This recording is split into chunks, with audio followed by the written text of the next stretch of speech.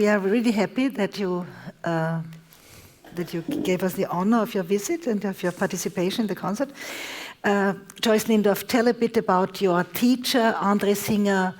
How did he behave? What did you receive from him? Describe him so that he is with us in the room. Okay. Thank you so much, first of all, to the exil.arte Center for inviting me to experience this wonderful occasion. It's a great honor to be here and to have the opportunity to really focus on what I received from my teacher, André Singer. So thank you very much. André Singer. Darf ich kurz übersetzen? Also Frau Lindorff, Frau Professor Lindorff sagt, dass es eine große Ehre für sie ist, hier im Namen von ihrem Professor, nämlich André Singer, zu sprechen und hier in Wien auch seine Musik zu vertreten. Thank you. André Singer was my mentor, and he did teach me piano, but he also taught me so much about music and really about a musical life. André Singer war ihr Mentor, ihr Lehrer, aber er hat sie nicht nur Klavier gelehrt, sondern auch das musikalische Leben und das Wissen, das er ihr vermittelt hat. Did he talk about his teachers? I mean, Paul Weingarten has been to Japan. Did he talk about musicians in Vienna before he went to exile? Hatte er über seine Lehrer gesprochen, ja, zum Beispiel Weingarten und Marx?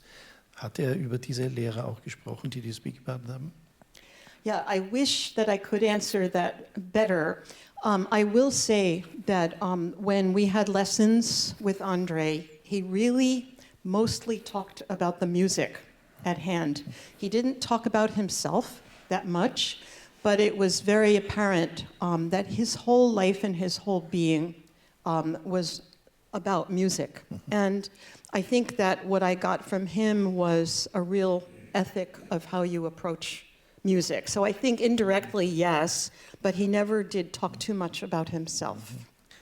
Ja, also es ist so, dass er während seines Unterrichts eigentlich nur über Musik gesprochen hat und wenig oder gar nicht über sich selber, und dass diese Frage eigentlich mit Nein zu beantworten ist, was die Lehrer betrifft, aber was die Musik betrifft, so hat er immer alles eingeschlossen, und insofern könnte man diese Frage auch mit Ja beantworten.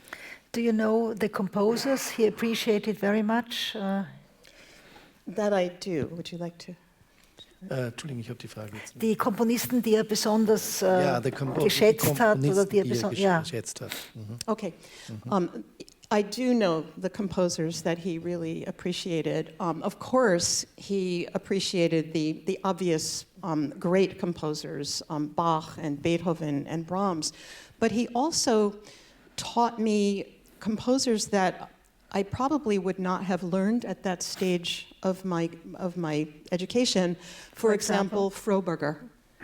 Johann Jakob Froberger. Yeah, I mean, he taught me Froberger as an undergraduate, and it was very interesting because it was actually quite strange to me. It's very free music. The toccatas are not exactly measured music, and I tried very hard to learn what he was teaching me, and he said, you know, it'll take a while before you understand this very free, improvisatory kind of music, because much of what he did himself, I think, was very much about improvisation. Oh, really? Which is why I picked the piece that I did. Er hat natürlich von Bach, Beethoven und Brahms gelehrt und auch geschwärmt, aber er hat, Frau Professor Lindorff, auch einen Komponisten wie Johann Jakob Froberger beigebracht, der eigentlich für sie in ihrem Stadium, wie sie gekommen ist zu ihm, eigentlich sehr schwer zu verstehen war, ein besonders freies Metrum, ein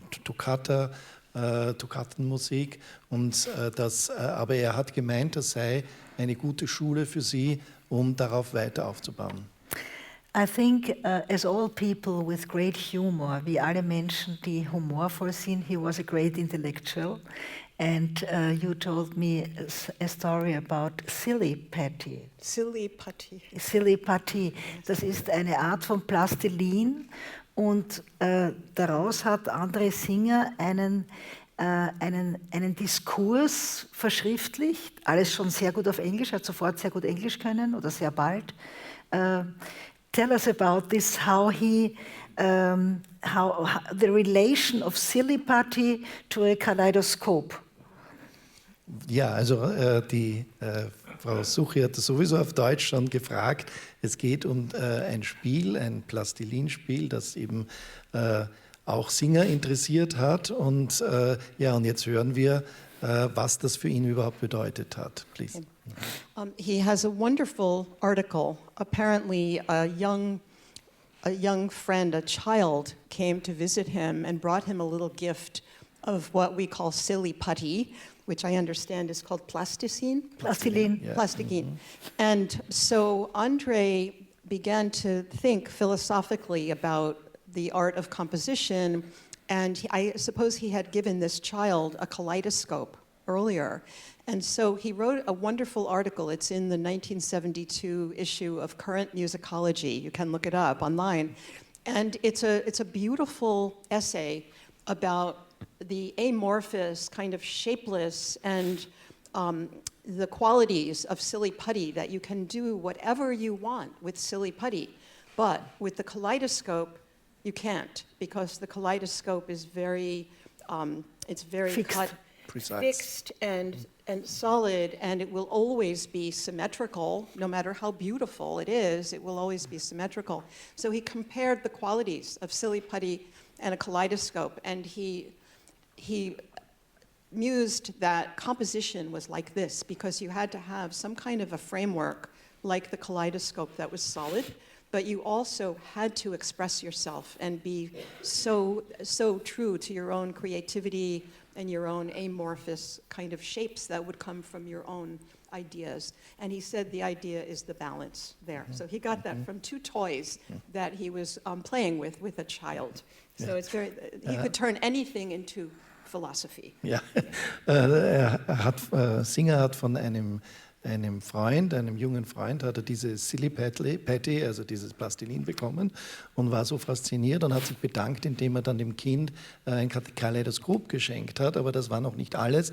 Er hat daraus einen Artikel geschrieben, wo er sozusagen seine philosophischen Gedanken über die Unterschiede zwischen Plastilin und Kaleidoskop dargestellt hat und mit der Musik verglichen hat, weil das eine ist das Amorphe und das andere ist das symmetrisch Klare, und diese Gegensätze haben ihn unglaublich interessiert, und dieser Artikel ist auch nachlesbar. Where is the article?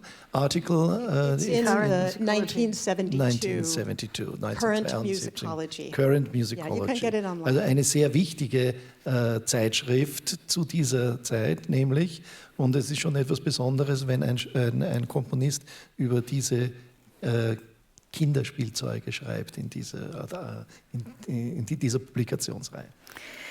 Der intellektuelle André Singer ist dokumentiert in einer reichhaltigen Bibliothek, die teilweise von Joyce Lindorff noch verwaltet wird, die aber schon auch an die New York Public Library gegangen ist und auch ein bisschen schon an Wien, ans Exil.arte Zentrum.